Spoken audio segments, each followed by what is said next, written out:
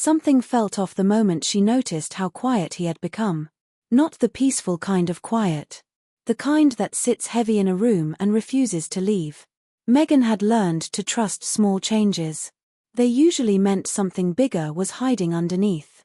And lately, her stepson Evan barely made a sound at all. Before that, he had been gentle but expressive. He talked about school, about books, about the way clouds looked like ships. Now, his words came out short and careful, if they came out at all. She didn't want to panic. Children went through phases. Everyone said that. But Megan felt it in her chest. This was different.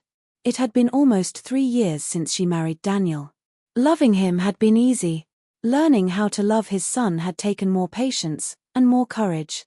Evan was 9 years old then. Still cautious. Still healing from a loss no child should have to understand. His mother had passed away after a long illness. No anger. No drama. Just absence. Megan never tried to replace her.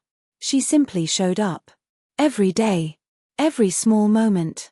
At first, Evan watched her closely. He studied her tone, her reactions, her silences. As if he needed proof she wouldn't disappear too. Over time, walls softened. He started leaving his drawings on the kitchen table for her to find. He laughed more. He trusted her enough to ask questions he never asked out loud. Then, quietly, something shifted. It started with dinner. Evan stopped telling stories about his day. He pushed food around his plate instead of eating it. When Megan asked gentle questions, he shrugged. "I'm fine," he said. Always the same words. Always the same flat voice. Daniel noticed it too, but he saw it differently. "He's just growing," he said one evening. "Kids get quiet sometimes." Megan nodded. But her heart didn't agree. She began watching Evan more closely. Not in a suspicious way. In a listening way. She noticed how he flinched when someone raised their voice on television. How he avoided eye contact when teachers were mentioned. How he spent more time alone in his room, door slightly open, as if unsure whether to fully close himself off. One afternoon, Megan found him sitting on the floor with an old photo album. It was the one Daniel kept on the highest shelf. The one filled with memories from before. Evan didn't look up when she entered the room. He just kept turning pages slowly, carefully. Megan sat down a few feet away. She didn't speak right away. Silence could be a language too. After a moment, Evan closed the album. He hugged it to his chest, then gently put it back on the shelf.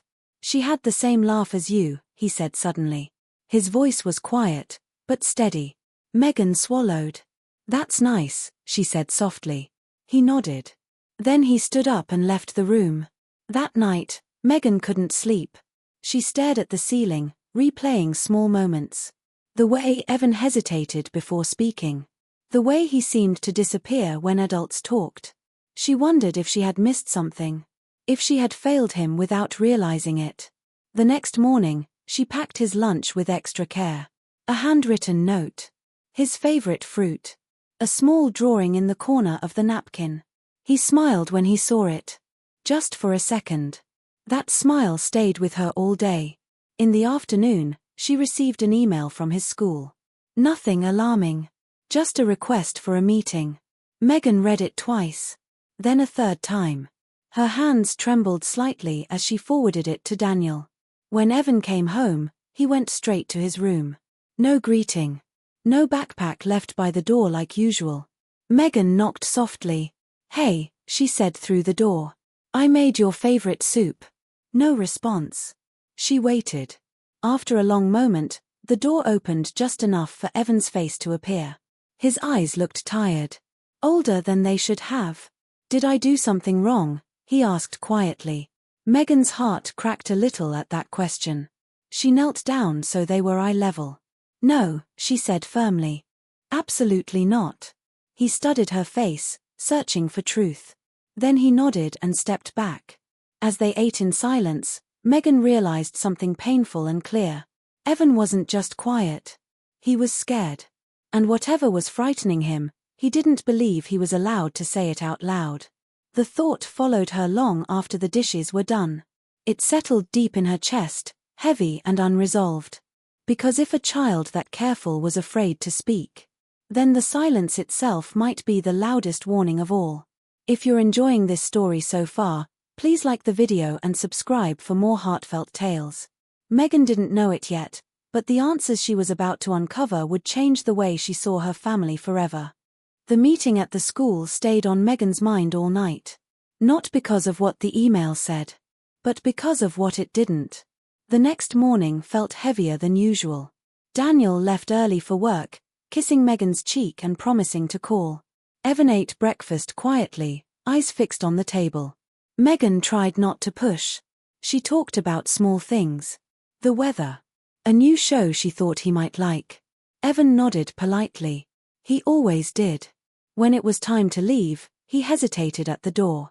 His backpack hung from one shoulder, untouched. "Megan?" he asked. "Yes," she replied, keeping her voice light. "Am I in trouble?"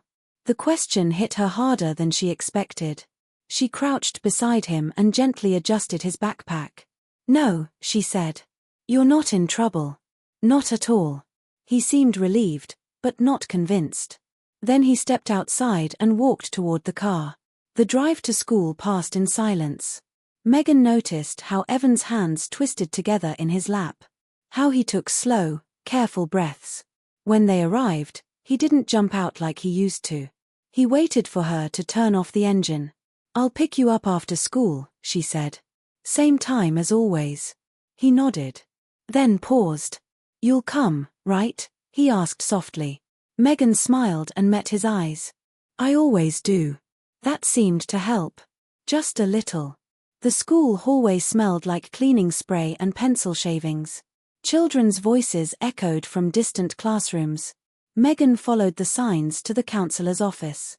Her heart beat faster with every step. The counselor, Mrs. Howard, greeted her warmly.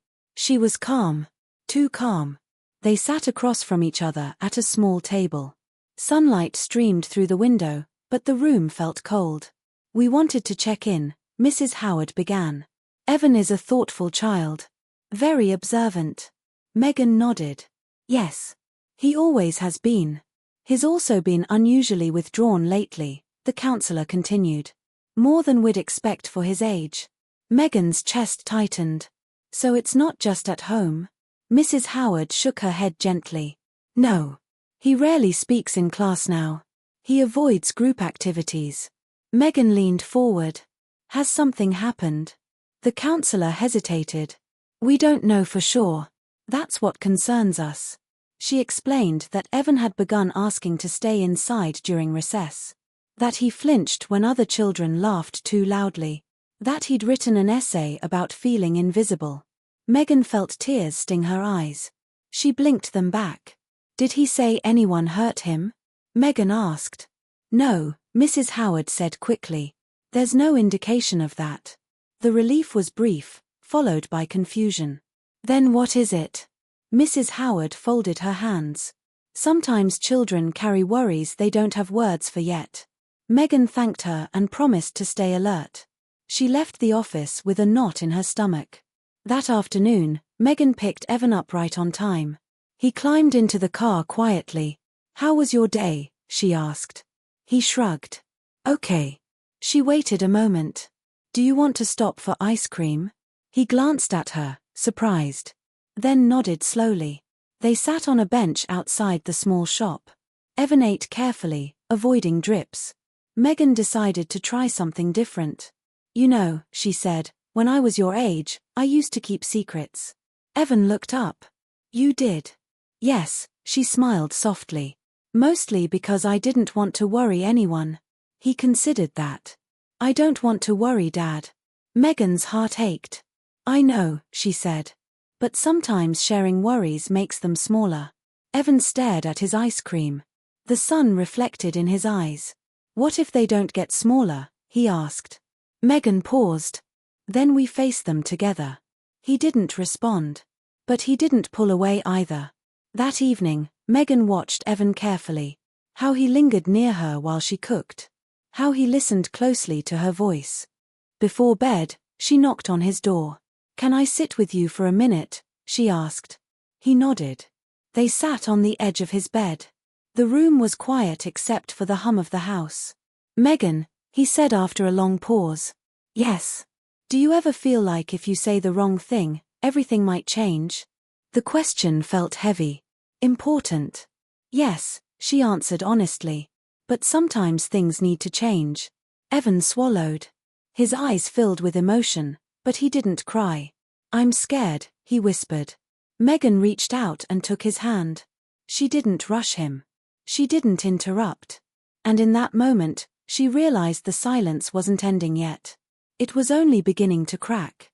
The days that followed moved slowly, like everyone was holding their breath, waiting for something unnamed to happen. Megan stayed close without hovering. She learned the art of being present without pressure. It wasn't easy. Evan talked even less, but he watched more. Every reaction, every tone change. One evening, Daniel noticed it too. "He's been asking if I'm upset with him," Daniel said quietly after Evan went to bed. "For no reason." Megan sat beside him on the couch. "He's afraid of disappointing us," she said. "Even when there's nothing to disappoint." Daniel frowned. "He's always been sensitive, but this feels different." Megan nodded. "I met with the school counselor." That caught Daniel's attention. She told him everything. The withdrawal. The essay. The concern. Daniel rubbed his face slowly. "I had no idea," he whispered. "That's the problem," Megan said gently. "He thinks he has to carry things alone." They agreed on one thing.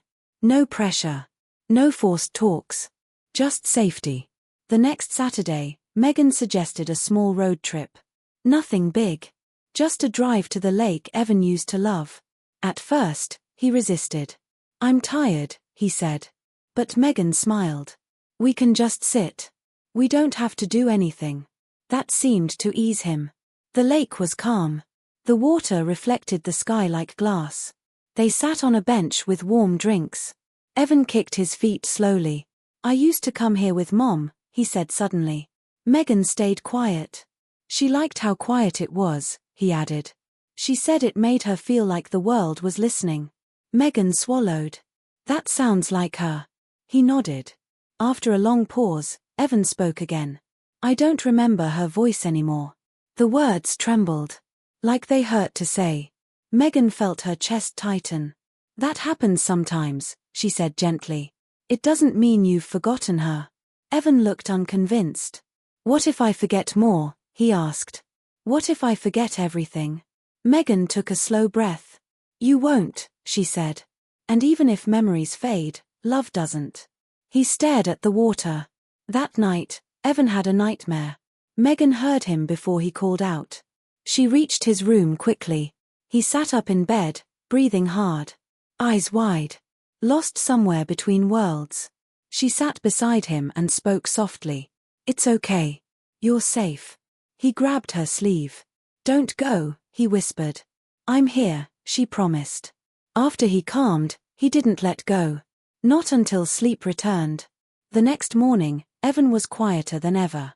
Megan made breakfast slowly. She didn't ask questions. She just stayed near. Later that day, she found something unexpected. While folding laundry, she noticed a folded piece of paper in Evan's pocket. She hesitated. Then unfolded it carefully. It was a list. Simple handwriting. Careful words. Things I shouldn't say. She felt her heart stop. The list continued. That I miss Mom too much. That I get scared at night. That I feel different. That I don't know where I belong. Megan sat down hard on the bed. This wasn't silence. It was self-protection. That evening, Megan returned the paper to his pocket. She didn't confront him. Not yet. Instead, she waited until bedtime. As she tucked him in, she spoke gently. "You know," she said, "sometimes people write things down when saying them feels too hard." Evan froze. "You do?" he asked. "Yes," she smiled. "I still do." He turned toward her. His eyes searched her face. "What if what I say makes things worse?" he asked. Megan took his hands. "Then we figure it out together." He looked away. Tears gathered, but didn't fall. That night, Megan lay awake. The list replayed in her mind. She realized something painful. Evan wasn't afraid of being punished. He was afraid of losing what little stability he had left. And the next step would require more than patience. It would require courage. From all of them. The next morning, Megan made a decision. Not a dramatic one. A quiet, careful one. She wrote Evan a note and slipped it into his backpack. It didn't ask questions. It didn't demand answers. It simply said, "You are allowed to feel everything you feel. I'm here when you're ready." That afternoon, Evan came home earlier than usual. Daniel had picked him up from school. He looked tired. But calmer. Dinner was quiet. Not uncomfortable. Just gentle. Afterward, Daniel went to take a call in the other room. Megan stayed at the table, sorting mail. Evan lingered. "Megan," he said. She looked up. "Yes. I found your note," he said. She nodded. "I hoped you would." He sat down across from her. His hands rested flat on the table. "I don't know how to say things out loud," he admitted. Megan kept her voice steady. "You don't have to rush." He took a breath. Then another. "At school," he began, "when they talk about families, I feel strange." Megan listened. "Everyone talks about their moms," he continued. "And I don't know what to say." She nodded slowly. "That makes sense. I don't want them to think I'm sad all the time," he said. "But I am sometimes." Megan's eyes filled, but she stayed present. "And," he added quietly, "I don't know where I fit with you." The words landed softly, but deeply. Megan reached across the table. "Can you tell me what you mean?" He hesitated. "You're not my mom," he said carefully. "But I care about you. And I feel bad for that." Megan's breath caught. "You don't have to feel bad," she said. "Love isn't a replacement. It's an addition." He frowned slightly. "But what if loving you means I love her less?" Megan shook her head. "It doesn't work that way. There's room for both." Evan stared at the table. Then whispered, "I was scared you'd leave if I talked about her too much." Megan felt tears spill over. She didn't hide them. "I'm not going anywhere," she said. "Not because you talk about her. Not because you're sad. Not ever." Evan's shoulders shook. He cried quietly. Carefully. Like he didn't want to take up too much space. Megan moved closer and wrapped her arms around him. He leaned into her, finally letting go. Later that night, Daniel joined them on the couch. Evan sat between them, tired but peaceful.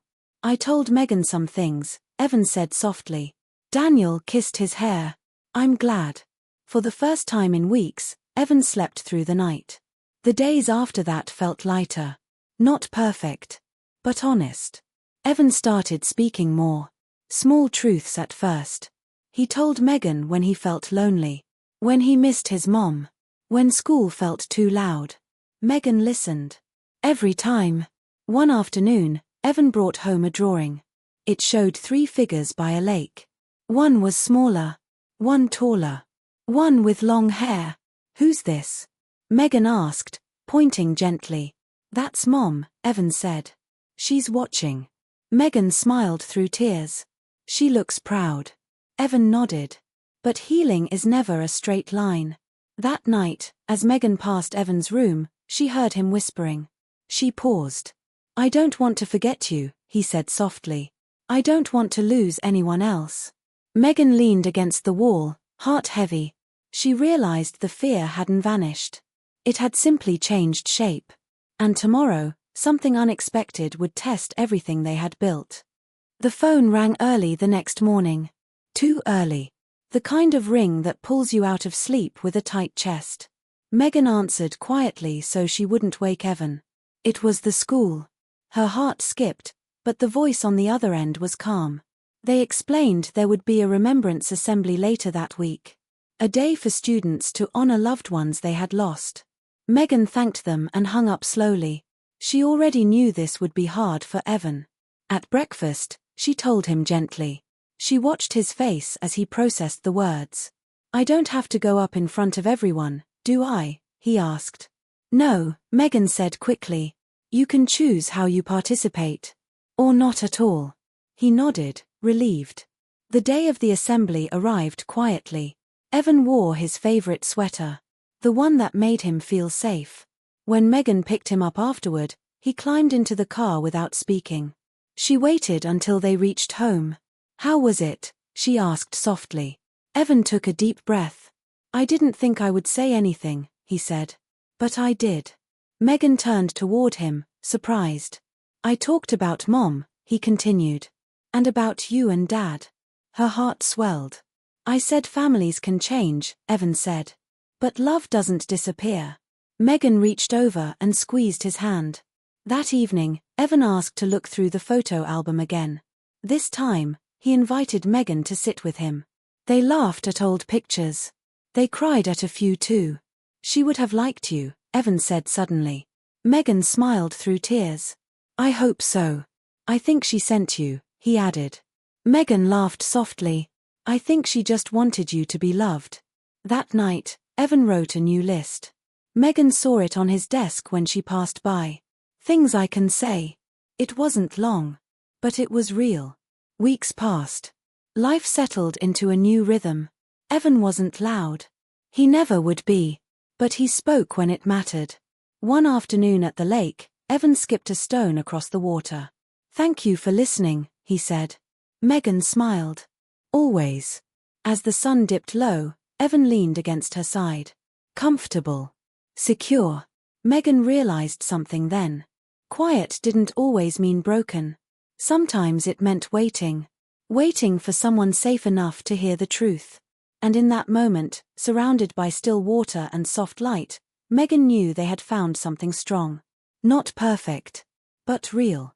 A family built not on replacing what was lost, but on honoring it while moving forward together. The silence no longer frightened her. Because now, it held trust. And love.